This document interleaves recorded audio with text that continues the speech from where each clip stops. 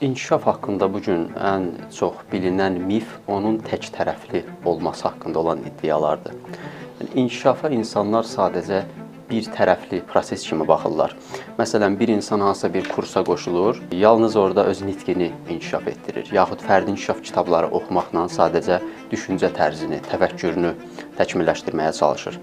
Halbuki, necə ki bir quş tək qanadı ilə uça bilməz, onun müvazinətini saxlayan hər iki qanadıdır. İnkişaf da iki qanadlı yox, çox qanadlı bir prosesdir. Müxtəlif tərəflərdən insan inkişaf etməlidir ki, lazım olan nəticəyə gəlib çata bilsin. Məsələn, biz bir insana nə qədər motivasiya versək və onu təfəkkür baxımından inkişaf etdirməyə çalışsaq da, əgər onun tənbəlliyi varsa, tənbəllik bioloji proseslə əlaqəlidir.